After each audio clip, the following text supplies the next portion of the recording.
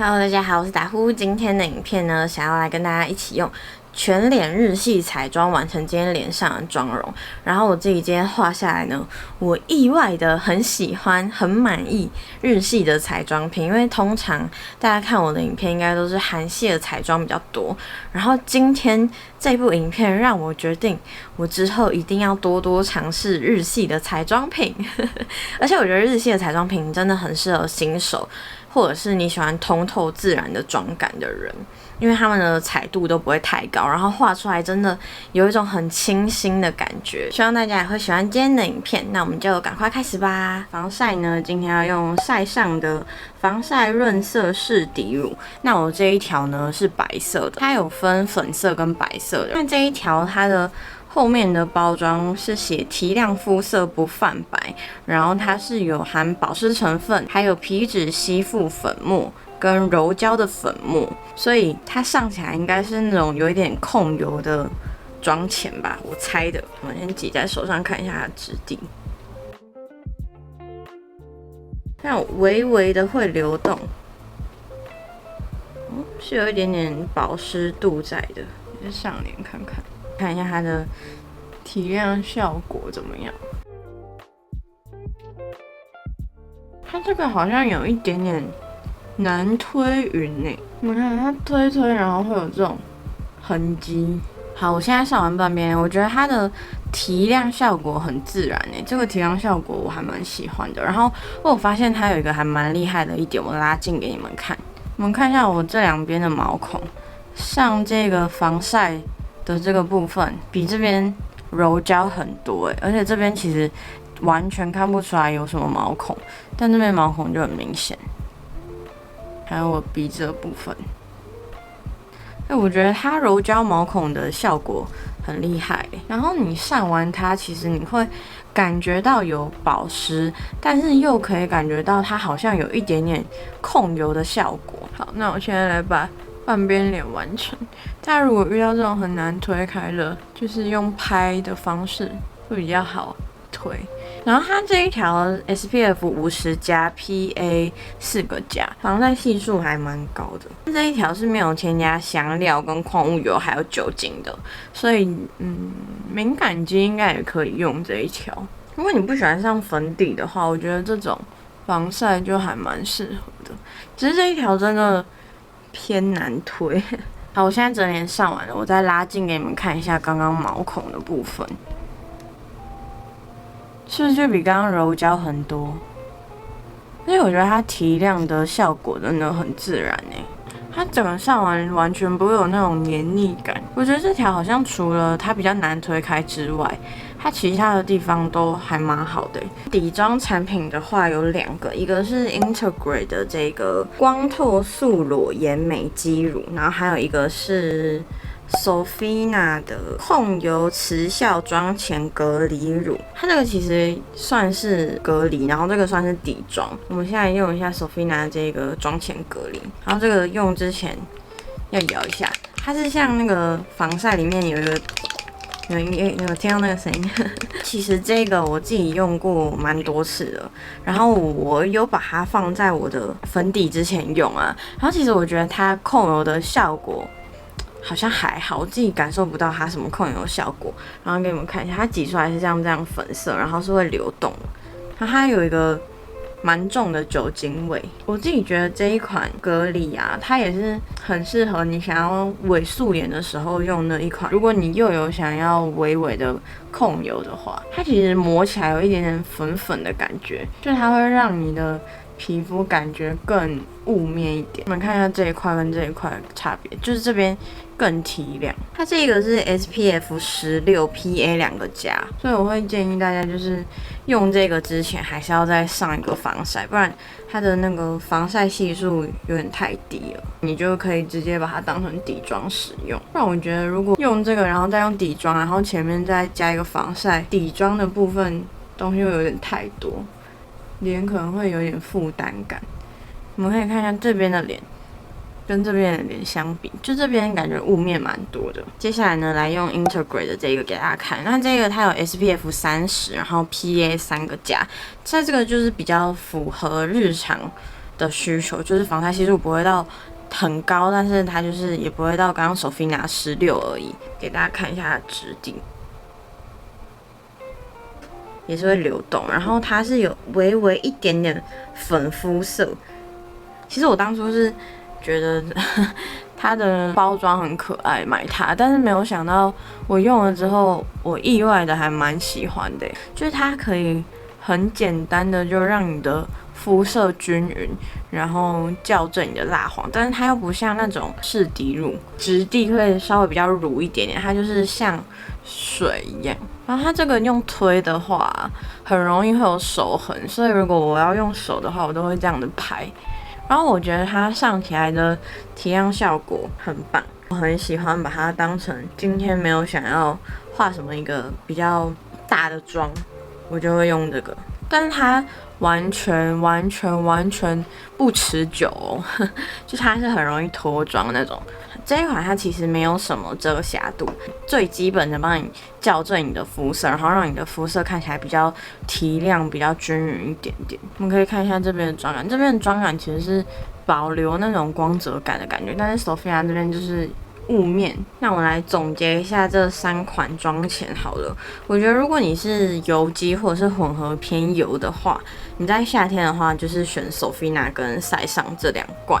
那如果你是跟我一样干肌、混合偏干或者是干肌或混合肌的话，我很推荐 Integrate 的这一罐，因为 Integrate 这一罐我真的很喜欢。但如果你是油肌的话 ，Integrate 这罐你可能就会觉得它有一点点不够的持久，不够持妆，因为它的质地的关系，它真的很水，就它真的很像那种 BB 霜、CC 霜。因为油肌用 BB 霜、CC 霜一定也是没有办法待在脸上太久，尤其现在夏天又要戴口罩，所以这一款的话，我觉得油肌就不要碰。但是这2款的话，我自己都还蛮推荐的。那Sofina这一款缺点就是它的防晒系数真的偏低，还有就是我觉得它控油效果虽然有，但是没有那么好。那你也可以把它放在你的妆前使用。那 Integrate 这一罐，其实你也可以把它当成妆前的校正肤色。给你们看一下刚刚手推 Integrate 的状态，就是推的时候有痕迹的时候，你就用排的，这样就会好推非常多。然后你们可以看一下我黑眼圈的部分是完全都没有被遮掉。这3款真的就只有校正肤色、提亮肤色的效果。接下来呢，我们还是要来遮瑕一下，一样用我很喜欢这个 Essel 的3色遮瑕膏。那这一款遮瑕膏我之前好像推荐过它蛮多次的，因为它这个橘色的颜色，我觉得它调得很刚好，然后加上它这一盘的质地其实都还蛮润的，但是这一盘的遮瑕度比较算是中间，不是到那种超高遮瑕的。它的这个最浅色的遮瑕没有办法让我当成眼下的提亮来用，日常的时候我就是用这一盘来遮我的黑眼圈。你们可以看这个中间这个颜色，其实被我用的有一点点凹，就我真的很喜欢它中间这个橘色。然后还有附一个小小的遮瑕刷，我觉得这个就是偏难用啊，比较细的这一头啊，其实你可以很好的去瞄准你的泪沟什么的，但是通常我都是用手。你们看它的膏体，看出有一点点的湿润度，然后直接这样点，然后它也很容易很好就拍开，完全不会有那种你在眼睛上面留太久然后拍不开的问题。但是这一盘遮瑕盘啊，你是一定要定妆的，不然它会很容易移位，或者是很容易掉。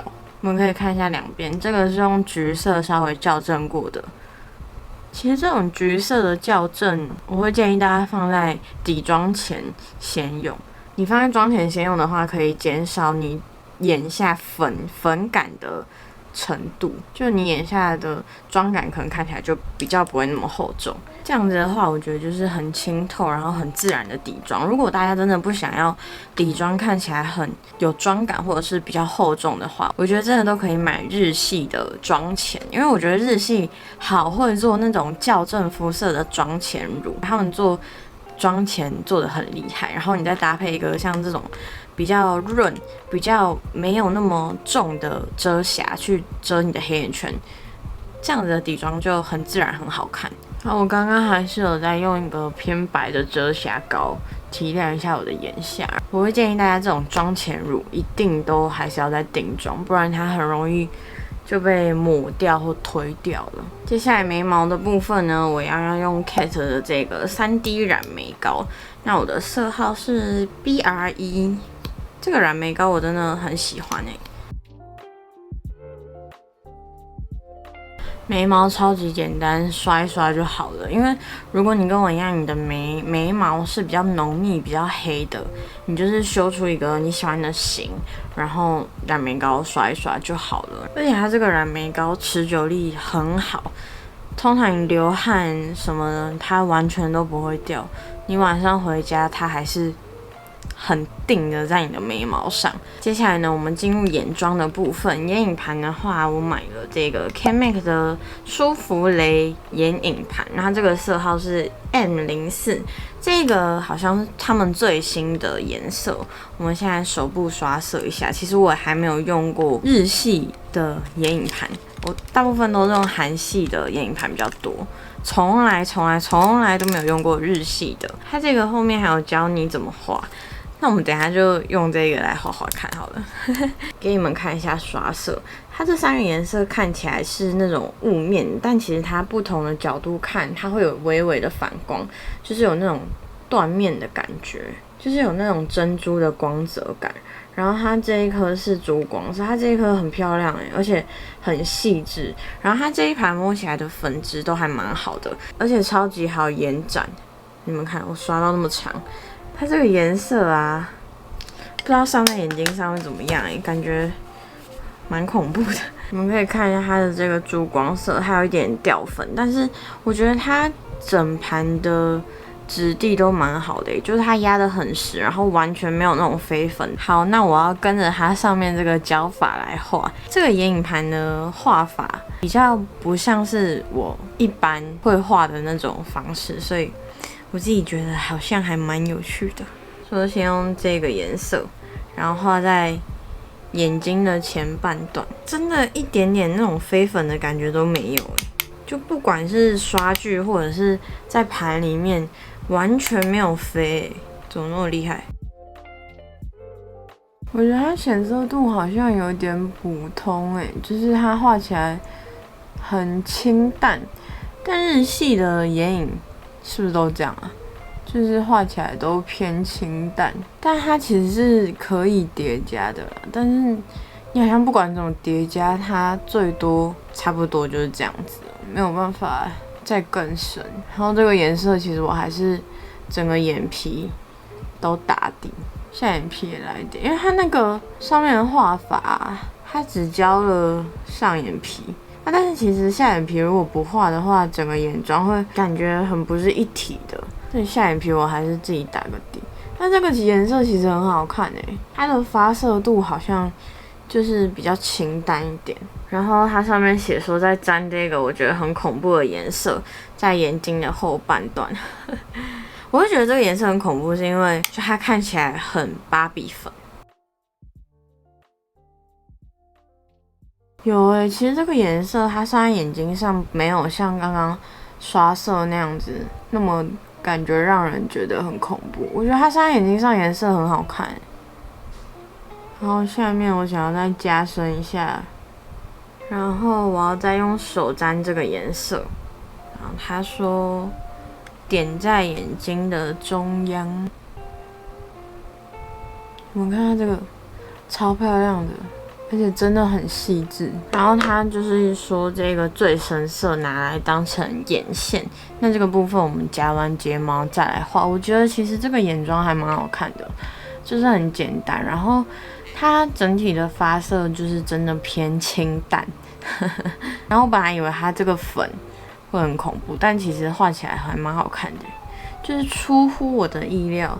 还蛮喜欢的，其实把这只眼睛完成了，然后我刚刚还点了这个珠光色在眼下中间那边，那怎么又变回韩系的画法？但其实这一盘眼影盘我自己还蛮意外的，因为我其实很喜欢这一盘，就是我觉得它的颜色除了是我的菜之外，还有它的粉质啊、珠光色，我觉得真的都很棒，很出乎我的意外。睫毛膏的话，我要用 Kiss Me 的睫毛膏。Kiss Me 的这一支睫毛膏，我觉得它的缺点，它的刷头超大的刷头为什么要那么大？它这个质地偏湿，然后其实这一款睫毛膏它其实有一点点假毛，不知道你们看不看得出来？给你们看一下这款睫毛膏的效果，我觉得都还不错，但是很容易刷得很乱，然后很容易有那种粘在一起蟑螂脚的感觉。你们看，我把我的下睫毛也稍微刷了一下，因为我看好像很多日系的那种彩妆影片，他们都很喜欢下睫毛这种打开像花一样的感觉，所以我也把我的下睫毛稍微刷了一下。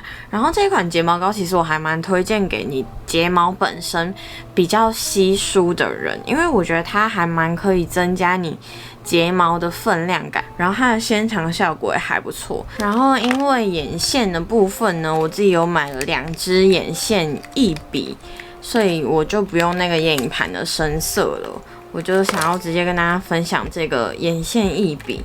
这个眼线一笔有一支我非常喜欢，而且它超细，我来跟你们分享。我买一支咖啡色，一支黑色的。咖啡色的这一支呢，就是我自己很喜欢的一支。这一支呢是机细眼线液，它的包装长这样子。你们看，它真的超级细，而且这一支我自己画过啊，它完全不会有那种断水的感觉。你们看。它整个超级滑顺，而且它很容易让你画出那种很细的眼线。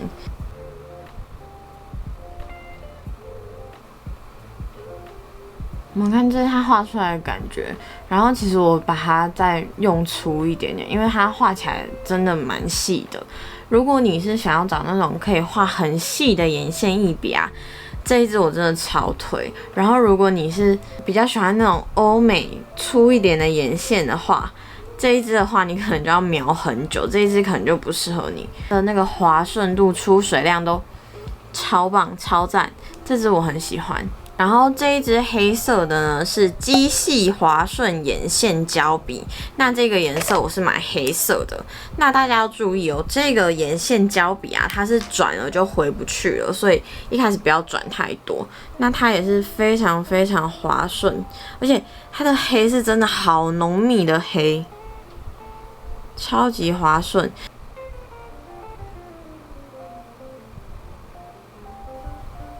它断掉了，给你们看一下画起来的感觉。我觉得它画起来的感觉有点颜色不均，然后好像没有试在手上这种浓黑浓密的感觉。我觉得它画在眼睛上不是很好用，而且我刚刚画到一半，它就整个断掉了。这个好像没有很好用诶。好了，我的眼线呢画好了，然后我都是用这一支极细的画出来的。这一支我真的非常非常喜欢，而且我很推荐给大家。那这一支眼线胶笔呢，好雷哦！我真的觉得它还蛮雷的，就它真的没有画在手上来的那么有显色度，那么饱和，那么滑顺。它画在眼睛上。颜色很不均匀，就像大家看到的，颜色很不均匀，而且它没有很滑顺。这一支我真的。接下来呢是腮红的部分，腮红的话，我自己买了一个我很有兴趣的颜色，而且我抽屉里完全没有这种颜色，就是晒上的这个是16号，然后这个好像也是他们的新色，给大家刷色一下。它这个上面还有这种。雕花，你们看它的颜色，它的颜色就是有点偏紫，然后带一点点粉，它有附一个这样子的小刷子，这个小刷子意外的还蛮柔软的，而且它其实你这样压开啊，它的面积是可以扫到蛮多的。那我们就直接用这个刷子来上好了。今天的位置我想要上在眼下这个三角区块，它这个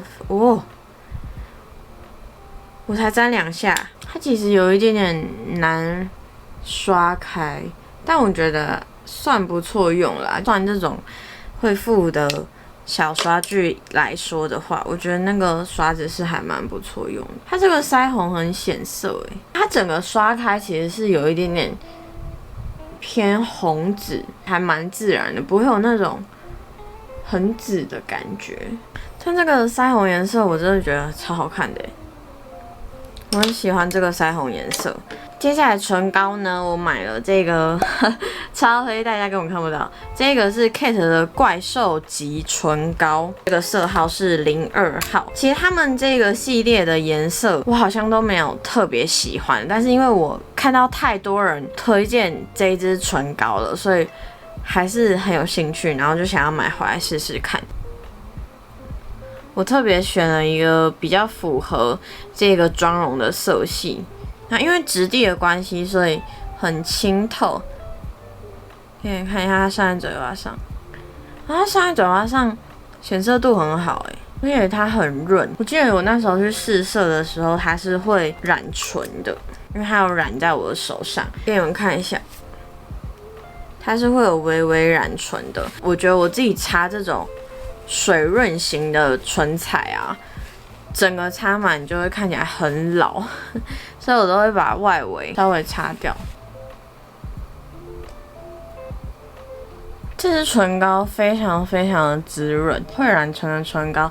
教大家一个小撇步，就如果你戴口罩的时候很怕沾的话，你可以先出门大概10分钟，先上这个唇膏，然后让它颜色稍微附着在你的嘴唇上，然后用卫生纸稍微抿掉一点它的光泽感，这样它不会跟口罩沾太多，然后它又有持色的效果，所以你就不用担心拿下来可能你的口罩的上的口红就沾的脸到处都是，然后嘴巴上又还是会有颜色。它的质地我真的觉得很舒服，就很滋润，然后完全不厚重。只是颜色的话，可能就比较不是我的菜。好了，我刚刚已经去整理好头发回来了，我还带了一个这个发带。大家是不是没有在影片里面看过我戴发带？但其实我私底下就是日常出去的时候还蛮常戴这种发带，而且这种发带如果你没有想要用刘海的话，盘上去也会很好看。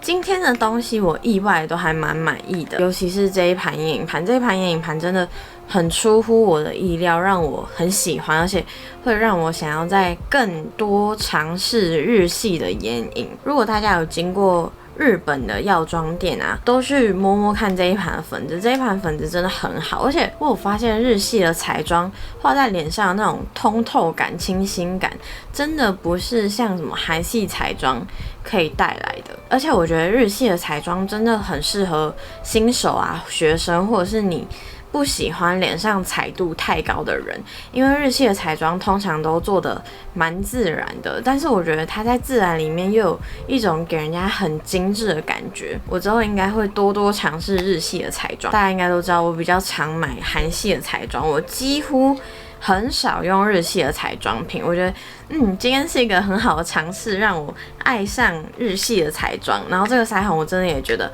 颜色好好看。好啦，那今天的影片呢就到这边结束啦。如果喜欢今天的影片的话，记得帮我点一个喜欢。那大家有任何问题的话呢，也都可以留言问我。那也欢迎订阅我的频道，追踪我的IG。那我们下次影片见，拜拜。